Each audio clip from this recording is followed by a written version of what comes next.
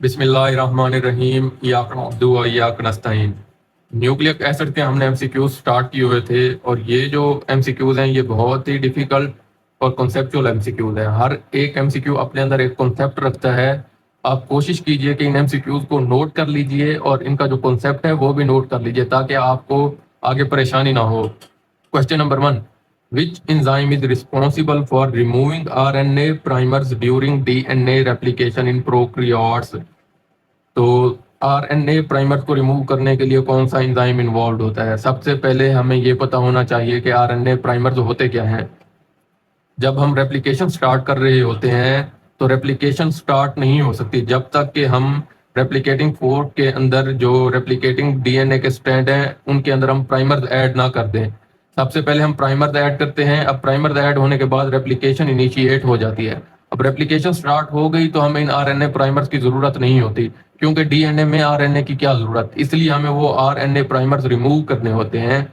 In RNA primers को remove करने के लिए जो एंजाइम इन्वॉल्व होता है वो होता है डीएनए पॉलीमरेज 1।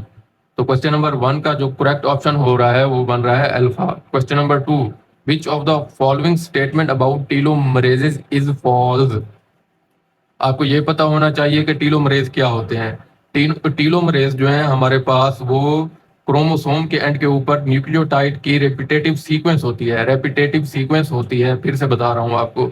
अब इसका काम क्या होता है, जब डीएनए की रेप्लिकेशन हो रही होती है या सेल डिवीजन हो रही होती है तो ये टीलोमरेज क्रोमोसोम को प्रोटेक्ट करते हैं, क्रोमोसोम को डिस्ट्रॉय होने से बचाते हैं। तो अब इसके ऑप्शंस पढ़ते हैं। Alpha, they are repetitive DNA sequences. जी हाँ, ये इसका करेक्ट ऑप्शन बन रहा है। हमने फॉल्स देखना है। They protect the end of chromosome, ये भी बिल्कुल करेक्ट बन रहा है। चार्ली देखते हैं। They are found in both prokaryotes and eukaryotes, ये गलत बन रहा है। ये सिर्फ यूकैरियोट्स के अंदर प्रेजेंट होते हैं, प्रोकैरियोट्स के अंदर प्रेजेंट नहीं होते। प्रोकैरियोट्स में ये क्यों प्रेजेंट नहीं होते? क्योंकि प्रोकैरियोट्स का जो डीएनए है वो सर्कुलर डीएनए होता है, जबकि यूकैरियोट्स का जो डीएनए है वो लीनियर होता है वो और क्रोमोसोम के अंदर इंपैक्ट फॉर्म में प्रेजेंट होता है। इसलिए क्रोमोसोम को प्रोटेक्ट करने के लिए अल्लाह ताला ने टीलोमरेज उनके एंड के ऊपर लगा दिए हैं। और इसका जो डेल्टा ऑप्शन है, they shorten with the each cell division in somatic cell. हाँ, और ये हर सेल डिवीजन के साथ थोड़े होते जाते हैं, शॉर्ट होते जाते हैं। क्वेश्चन नंबर 3 के ऊपर आते हैं। Which enzyme is involved in the formation of phosphodiester bonds during DNA replication? अब फॉस्फोडाइएस्टर बॉन्ड क्या होता है? हमें पता है कि जो दो डीएनए के स्ट्रैंड्स हैं वो आपस में हाइड्रोजन बॉन्ड के साथ कनेक्ट होते हैं, लेकिन एक डीएनए स्ट्रैंड में जो न्यूक्लियोटाइड्स हैं वो आपस में फॉस्फोडाइएस्टर बॉन्ड के थ्रू कनेक्ट होते हैं। इसके थ्रू एक डीएनए का स्ट्रैंड बनता है। तो ये किस एंजाइम का काम है? तो ये डीएनए पॉलीमरेज का काम है। तो इसका करेक्ट ऑप्शन है हमारे पास चार्ली। क्वेश्चन नंबर 4 के ऊपर आते हैं। Which modification is most commonly found on 5 end of the eukaryotic messenger RNA?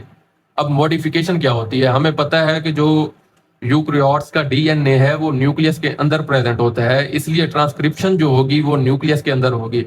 Transcription के नतीजे में हमारे पास मैसेंजर आरएनए बनता है। अब मैसेंजर आरएनए न्यूक्लियस से निकलकर साइटोप्लाज्म के अंदर जाता है और वहां पे राइबोसोम के साथ अटैच होकर ट्रांसलेशन का प्रोसेस करता है। तो अब न्यूक्लियस से राइबोसोम तक जाने के लिए हम पोस्ट ट्रांसक्रिप्शनल मॉडिफिकेशन करते हैं ताकि ये जो मैसेंजर आरएनए है ये डिस्ट्रॉय ना हो।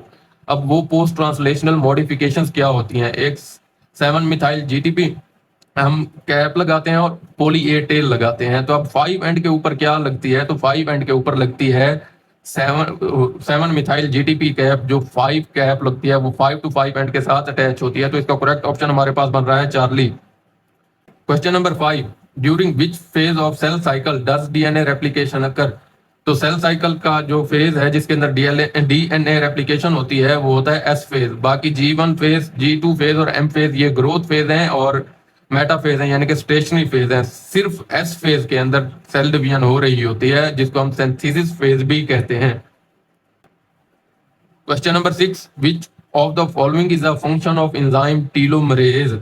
टीलोमरेज एंजाइम का क्या काम है? तो टीलोमरेज जो है वो टीलोमर्स को ऐड करता है, वो टीलोमर्स को लेंथन करता है, मतलब ये कि उनको इंक्रीज करता है। तो इसका करेक्ट ऑप्शन हमारे पास बीटा हो गया। Question number 7, which RNA molecules carries amino acids to the ribosome during translation. तो ये काम होता है ट्रांसफर आरएनए का, टीआरएनए। तो बीटा हमारे पास करेक्ट ऑप्शन हो गया। Question number 8. Which of the following sequence is most likely to be found at the promoter region in the eukaryotic DNA? तो प्रोमोटर रीजन के अंदर दो सीक्वेंस प्रेजेंट होती हैं। अब मुझे वो याद नहीं है, आपने अपनी सेकंड ईयर बायोलॉजी की बुक में देख लेनी है। उनमें से जो एक है वो TA बॉक्स प्रेजेंट होता है, बाकी तीनों प्रेजेंट नहीं होती। तो इसका करेक्ट ऑप्शन हमारे पास हो गया alpha. Question number 9. Which of the following process does not occur in the nucleus of eukaryotic cell? DNA replication. DNA nucleus के अंदर प्रेजेंट होता है यूक्रियोट्स के, तो इसलिए रेप्लिकेशन भी न्यूक्लियस के अंदर होगी। तो अल्फा हमारे पास करेक्ट ऑप्शन नहीं है। ट्रांसक्रिप्शन भी यूक्रियोट्स के अंदर न्यूक्लियस के अंदर प्रेजेंट होती है, क्योंकि डीएनए से आरएनए बनता है और न्यूक्लियस के अंदर ही डीएनए प्रेजेंट होता है। आरएनए स्प्लाइसिंग मतलब ये है कि जब डीएनए से आरएनए बनता है तो हम उसको स्प्लिट करते हैं, तो इसलिए आरएनए स्प्लाइसिंग भी न्यूक्लियस के अंदर हो रही होती है। डेल्टा जो है ट्रांसलेशन जो है वो राइबोसोम के ऊपर हो रही होती है और राइबोसोम साइटोप्लाज्म के अंदर प्रेजेंट होते हैं।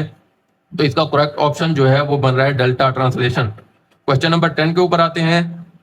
What is the role of 3 poly A tail in the eukaryotic messenger RNA, जिसको हम पोली ए टेल भी कहते हैं। तो ये पोस्ट ट्रांसलेशनल मॉडिफिकेशन के थ्रू होती है, ये प्रोटेक्ट करती है मैसेंजर आरएनए को। तो इसके ऑप्शंस देखते हैं। Alpha two protect the messenger RNA from degradation, तो अल्फा ही इसका करेक्ट ऑप्शन बन रहा है। बाकी तीनों जो हैं इसके वो देखते हैं। They assist in ribosome binding, तो राइबोसोम बाइंडिंग के अंदर इसका कोई काम नहीं होता, ये इनकरेक्ट ऑप्शन है। To direct messenger RNA to the nucleus, ये भी गलत है। मैसेंजर आरएनए न्यूक्लियस के अंदर डायरेक्ट नहीं होता बल्कि न्यूक्लियस से बाहर आता है। Charlie to catalyse peptide bond formation, तो प्रोटीन सिंथेसिस के अंदर भी इसका कोई काम नहीं होता, इसलिए क्वेश्चन नंबर 10 का करेक्ट ऑप्शन है हमारे पास alpha. Question number 11, which of the following statements about genetic code is true. ये बहुत ही सिंपल एमसीक्यू है। इट इज यूनिवर्सल, बीटा इसका करेक्ट ऑप्शन हो गया।